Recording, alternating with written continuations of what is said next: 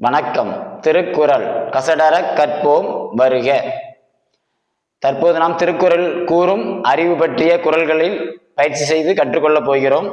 அறிவு என்ற தலைப்பில் பேசுகிறேன். அறிவு அப்படின்னு நம்ம நிறைய பேருக்கு அறிவில்லாதவங்க அப்படின்னு சொன்ன கோபம் வந்துடும். அதாவது நம்ம ஒன்று தெரிஞ்சுக்கிடணும், இந்த உலகத்துல எல்லா அறிவும் பெற்ற மனிதர்கள்னு யாரும் ஒருவரும் கிடையாது. அதே மாதிரி அறிவே இல்லாத மனிதனும் யாருமே கிடையாது. அதாவது அறிவு எல்லோருக்கும் இருக்கவும் செய்து, அறிவில் எல்லாருக்கும் இல்லாமையும் இருக்குது. இதுதான் உண்மை. அதனால அறிவு அப்படின்னாலே ஒவ்வொரு துறை சார்ந்த பல அறிவுகள் இருக்கிறது. இப்போ ஒவ்வொருவருக்கும் ஒரு சில துறைகள் சார்ந்த அறிவுகள் இருக்கும். எல்லா துறையும் இந்த உலகத்துல இருக்கிற எல்லா இதுலையும் அறிவு பெற்ற மனிதர் அப்படின்னு யாரும் கிடையாது. அதனால நம்மளை யாராவது அறிவில்லாதவங்க அப்படி திட்டுனாலும் வருத்தப்படக்கூடாது. நமக்கு ஏதாவது ஒரு இதில் அறிவு இல்லாம தான் இருப்போம். அதை நம்ம ஏற்றுக்கிடணும். மனிதர்களாகி நாம் ஏற்றுக்கொள்ள வேண்டும். அதே மாதிரி அறிவே இல்லாத மனிதனும் யாருமே கிடையாது இந்த உலகத்துல. சரி, இப்ப நம்ம திருக்குறளை கற்றுக்கொள்வோம். முதல் 10 குறள், மொத்தம் 1ல இருந்து 10 குறள் அறிவு. இது திருக்குறள் அறிவுன்னு முடியக்கூடிய குறள்கள். பொருள் மெய்ப்பொருள் காண்பது அறிவு அப்படின்னா, பொருள் நிறைய இருக்கு. இது ஒரு பொருள் தான். இந்த போர்டு ஒரு பொருள் தான். அதே மாதிரி நானும் ஒரு பொருள் தான். மனிதர்களும் ஒரு பொருள் தான். சரி, இந்த பொருள் மெய்ப்பொருள். இது மெய்யணி உடல் அப்படின்னு போட்டுக்கோங்க.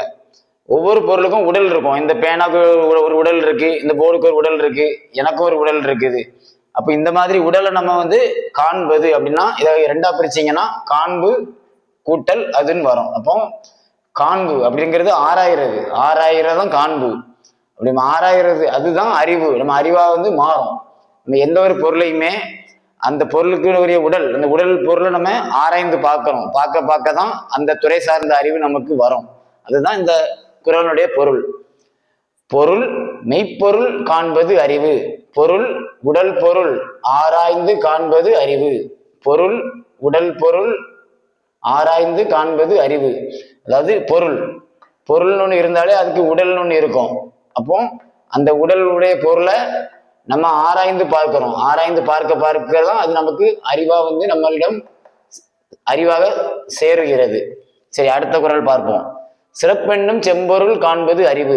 சிறப்புன்னா என்ன நமக்கு தெரியும். சிறப்புனா சிறந்த. அப்போ செம்பொருள், செம் அப்படின்னா செம்மை கூட்டல் பொருள். இதை நம்ம பேசும்போது இப்படி சொல்லுவோம், செமையா இருக்கு, செம சூப்பர் அப்படின்லாம் சொல்லுவோம். சூப்பர் அதான் செம. அப்போ நம்ம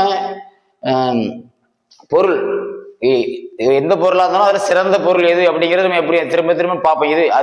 இது பெஸ்டா அப்படி மாத்தி பார்க்கும்போது தான் நம்மளுடைய அறிவும் வளரும். நம்ம அதான் இந்த குறள்ல சொல்லப்பட்டிருக்கு. சிறப்பென்னும் செம்பொருள் காண்பது அறிவு. அடுத்து 3வது குறள். பிறர்வாய் நுண்பொருள் காண்பது அறிவு. பிறர்வாய் அப்படின்னா, இப்போ நான் கூட பேசிக்கிட்டு இருக்கேன். நானும் உங்களுக்கு நான் ஒரு பிறர் தான். இப்போ அந்த வாயிலிருந்து வரக்கூடிய சொற்கள்ல இருந்து நுண்பொருட்களை நம்ம ஆராய்ந்து பார்த்துக்கிட்டே இருக்கணும். அப்படி பார்க்கும்போது நம்மளுடைய அறிவு வளர்ச்சி அடையும். இதைத்தான் திருவள்ளுவர் சொல்லியிருக்காரு. பிறர்வாய் நுண்பொருள் காண்பது அறிவு. காண்பது அப்படிங்கிறத என்ன சொன்னேன், ஆராய்வதுன்னு நினைச்சுக்கோங்க. இப்ப இந்த 3 குறளுக்கும் இந்த காண்பது அப்படிங்கிறது ஆராய்வது. இப்ப 4வது குறள் பார்க்கலாம். தீதுரியி நன்றின்பால் உய்ப்பது அறிவு.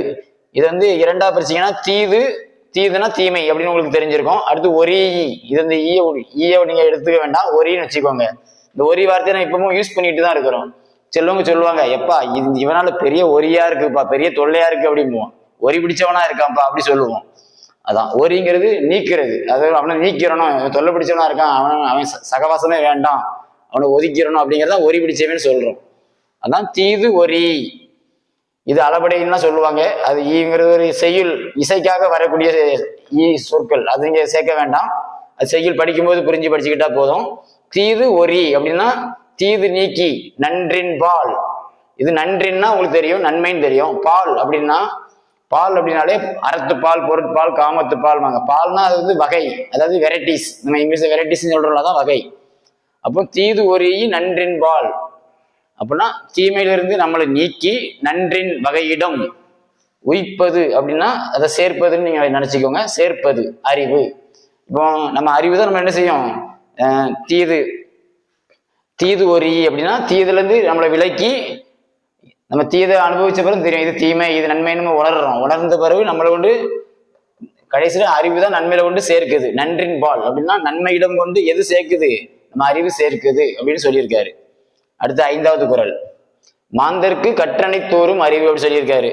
அதாவது இப்ப கிணத்துல தண்ணி இருக்கு, அது வந்து நம்ம இறைக்காம வச்சா அது அப்படியே தான் இருக்கும், அப்படியே இருந்துகிட்டே இருக்கும். நம்ம இறைச்சி அந்த கிணத்து தண்ணி மோட்டர் போட்டு தண்ணியெல்லாம் காலி பண்ணியாச்சுன்னா மறுபடியும் அதே மாதிரி ஊறி வந்துடும். அதே மாதிரி தான் அறிவும். மாந்தருக்கு வந்து கற்றுக்கிட்டு இருந்தா அறிவு, கற்றுட்டு மறந்துட்டா அறிவு வராது.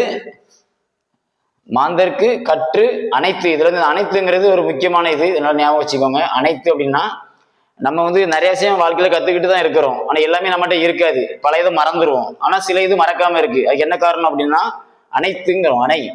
இப்ப நம்ம கற்ற கல்வியை அனைத்து வைத்துக் கொள்ள வேண்டும். அனைத்து அப்படின்னா நம்ம மெமரியில அதை திரும்ப திரும்ப பயிற்சி பண்ணி அதை வச்சுக்கிடணும். வச்சுக்கிட்டாதான் அது அழியாம இருக்கும். நம்ம கத்துக்கிட்டு அதை கண்டுக்காம விட்டுட்டோம்னா அது ஒரு சில நாட்கள் நம்ம மெமரிஸை விட்டு அது அழிஞ்சு போயிடும். அதை தான் சொல்லியிருக்காரு திருவள்ளுவர். மாந்தருக்கு கற்று ஊரும் அறிவுன்னு சொல்லலை, மாந்தருக்கு கற்று அனைத்து ஊரும் அறிவு அப்படிங்கிறாரு. அனைத்து அப்படிங்கிறது அதான் இப்ப நம்ம நீரெல்லாம் சேர்த்து வைக்கிற அணை சொல்றோம், அணைக்கட்டு அப்படிங்கிறப்ப நீரெல்லாம் சேர்த்து எப்படி வைக்குது, அதே மாதிரி நம்ம கற்ற அறிவையெல்லாம் நம்ம வசம் அதை அணைத்து வைத்து கொள்ள வேண்டும். அப்படி அணைத்து வைத்து அதை திரும்ப திரும்ப பயிற்சி செய்யும் போதுதான் அதை நம்ம தக்க வைத்து கொண்டால்தான் நம்ம அறிவு உள்ள ஊரும் அப்படின்னு சொல்லியிருக்காரு. அதுதான் மாந்தர்க்கு அப்படின்னா மனிதருக்கு கற்று அனைத்து ஊரும் அறிவு. சரி, அடுத்து 6வது குறள், மாந்தர்க்கு இனத்து இயல்பது ஆகும் அறிவு. இது வந்து மாந்தர்க்கு இனத்து இயல்பு, இயல்புனா தன்மை, இனத்துனா என்னது? இனம்னா நம்ம இனம்னு சொல்லுவோம். இனம் அப்படின்னா ஒரு குறிப்பிட்ட ஜாதியை குறிக்கிறதுன்னு வராது. இப்ப நான் இருக்கிறேன்னா நான் யார் கூடலாம் பழகுறனோ, யாரெல்லாம் சந்திக்கிறனோ, யார் கூடலாம் நட்பு வச்சிருக்கிறனோ அது எல்லாமே என்னுடைய இனம் தான். அதே மாதிரி இதைத்தான் இனம் சொல்றாங்க. அந்த இனத்தினுடைய இயல்பு தன்மை இருக்கும்ல, நான் யார் கூடலாம் பேசுறனோ பழகுறனோ அவங்களுடைய தன்மை இருக்கும், அந்த தன்மை தான் என்கிட்ட இருக்கும். இதுதான் மனிதனுக்கு முதல் அறிவா இருக்குமா. புத்தகம் படிக்கிறதோ அதெல்லாம் 2வது அறிவு தான் சொல்றாரு திருவள்ளுவர். நுண்ணிய நூல்பல கற்பினும் மற்றும் தன் உண்மை அறிவே மிகும் அப்படின்னு இன்னொரு குறள்ல சொல்லுவார் திருவள்ளுவர். எவ்வளவு நூலை படிச்சாலும் அந்த அறிவு நம்மகிட்ட முதல் அறிவா இருக்காது. முதல் அறிவா இருக்கிறது எதுனா நம்ம இனத்தோட அறிவு தான். நம்ம சின்ன வயசுல இருந்து பிறந்ததுல இருந்து யார் கூட எல்லாம் பேசுறோம் பழகுறோம், அவங்க கிட்ட இருந்து நம்ம நிறைய விஷயங்கள் பார்த்து கேட்டு நம்ம நிறைய விஷயம் வச்சிருப்போம். அந்த அறிவு தான் நம்ம உடம்புல ஊறி போய் இருக்கிறோம், முக்கியமான அறிவா இருக்கும். அதை தான் இந்த குறள்ல சொல்றாரு. மாந்தருக்கு இனத்து இயல்பது ஆகும் அறிவு. அடுத்து 7வது குறள், இதுவும் அதே தான், இது கொஞ்சம் வித்தியாசமா சொல்றாரு. ஆனா அதே பொருள் தான். 6வது குறளுக்கு என்ன பொருளோ அதே பொருள் தான் இதுக்கும். அதுல மனிதருக்குன்னு சொல்றாரு, இதுல ஒருவருக்குன்னு சொல்றாரு. ஒருவருக்கு இனத்துள்ளது ஆகும் அறிவு.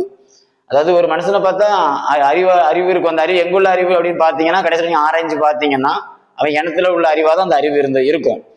இப்போ நான் ஒரு மாடல்ல ஒரு பண்போட வாழ்றேன் அப்படின்னா இந்த அறிவு யார் அறிவுன்னு பாத்தீங்கன்னா நான் சின்ன வயசுல இருந்து பழகுன அந்த இனத்துல இருந்து அந்த அறிவை எடுத்திருப்பேன். யார்கிட்டயா இருந்தா பல பேர்கிட்ட இருந்து ஒவ்வொருத்தர்கிட்டையும் கொஞ்சம் கொஞ்சமா அப்படி எடுத்து அந்த இனத்துக்கிட்ட இருந்து அறிவை எடுத்து வச்சிருப்பேன்.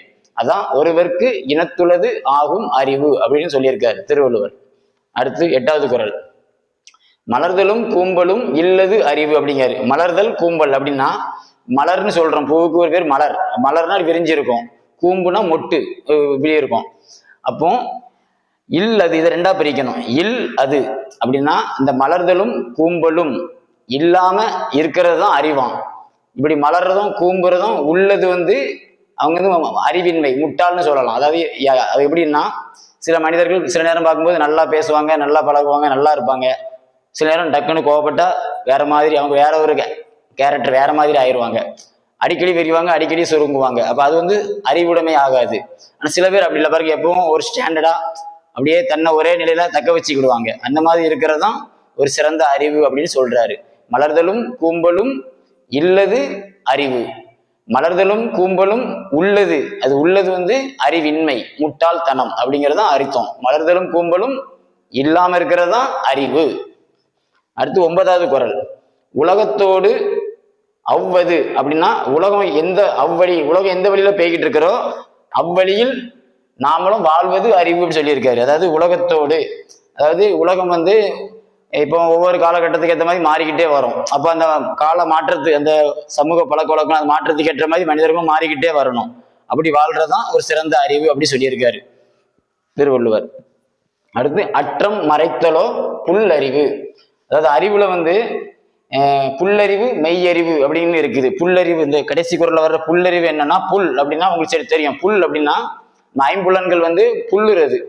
அதாவது இப்ப எனக்கு ஒரு அறிவு இருக்கு அப்படின்னா, எனக்கு ஒருத்தர் சொல்றதை கேட்டு நான் அப்படியே சொன்னா அது புல்லறிவு. இன்னொருத்தர் சொல்றதை நான் எனக்குள்ள உள்வாங்கி என் உடலால, அதான் மெய் மெய் அந்த உடல் மூலமா அதை ஆராய்ந்து அதுக்கப்புறம் நான் வெளிப்படுத்தினா அது மெய் அறிவு, உணர்ந்து கொண்டேனா. இன்னொருத்தர் சொல்றதை நான் அப்படியே வாங்கிட்டு அது பேர் புல். நீங்க இப்போ களைச்சி தோட்டத்துல செடி முளைக்காத புல்லுன்னு சொல்றேன். ஏன் புல்லுன்னு சொல்றேன்னா அது அப்படிதான், அந்த செடிகள் இதழ்கள் ஒன்று புள்ளிக்கிட்டு இருக்கும். அதே மாதிரிதான் புல் அறிவு. நம்ம ஐம்புலன்கள் இருந்து இன்னொருத்தர்கிட்ட ஐம்புலன் இருக்கு, அவர் ஒன்று சொல்றாரு, அதை நான் வந்து அப்படியே எடுத்து அதை அப்படியே நான் பேசினேன்னா நான் அதை சிந்திக்க எனக்கு விருப்பம் இல்லாம இல்லை, அதன் மீது ஒரு சோம்பேறித்தனம் கூட சொல்லலாம். அதை எதிர் சொன்னாங்க, அதை போட்டு நம்ம ஏன் சிந்திக்கணும், அவங்க சொன்னாங்க நம்ம சொல்லிட்டு போயிட்டே இருக்க வேண்டியதான் அப்படின்னு சிலர் போய்கிட்டே இருப்பாங்க. அது வந்து புல் அறிவு. அது வந்து அதான் இதை சொல்றாங்க புல்லறிவு. அற்றம் மறைத்தலோ புல்லறிவு. அதாவது அவங்க உள்ளுக்குள்ள எதுவுமே ஆராய்ஞ்சிருக்க மாட்டாங்க, உள்ளுக்குள்ள நிறைய குறைகள் இருக்கும், ஆனா வெளியே அதை காமிச்சிக்க மாட்டாங்க. அதான் அற்றம்னா தன்னை சுத்தி வந்து அவன் பெரிய அறிவாளி மாதிரி காமிச்சிக்கிட்டு அப்படி இருப்பாங்க, தெரிஞ்ச மாதிரி எல்லாம் பேசுறது. அது வந்து புல்லறிவு, மெய்யறிவு கிடையாது. சரி, இந்த 10 குறள் நம்ம பார்த்துருக்கோம். அதனால அறிவு, இப்ப என்ன யாராவது அறிவில்லாதவங்க அப்படி திட்டுனா கோவம் வரதான் செய்யும் நமக்கும், ஆனா வரக்கூடாது. ஏன்னா அறிவில்லாதவங்கன்னா எனக்கு அறிவில்லை, நம்ம எல்லாத்துலயுமே அரிய கற்று ஆசற்றார் கண்ணும் தெரியுங்கால் இன்மை அரிதே வெளியுறு அப்படின்றாரு. அரிய கற்று ஆசான், பெரிய ஆசானா இருப்பான், ஆனா அவங்ககிட்டையும் வெளியுறு இருக்கும், அது இருக்கும்னு சொல்லியிருக்காரு. வெளியூர்னா தெரியாத ஒரு செயல் விஷயம் இருக்கும். அதனால உலகத்துல எல்லா அறிவும் கற்றவங்கன்னு யாருமே கிடையாது. அதே மாதிரி அறிவே இல்லாத மனுஷனும் யாருமே கிடையாது. அதனால அறிவுங்கிறது பல துறைகள் சார்ந்தது. நமக்கு ஒரு குறிப்பிட்ட துறை அறிவு நம்மகிட்ட இருக்கும், நமக்கு தெரியாத சில அறிவு வேற ஒருத்தட்ட இருக்கும். அதனால அறிவில்லாதவங்கன்னு நம்மளை யாரும் திட்டுனா என்னைக்குமே வருத்தப்படக்கூடாது. அதை நம்ம ஆராய்ந்து நமது அறிவை வளர்த்து கொள்ள வேண்டும். நன்றி, வணக்கம்.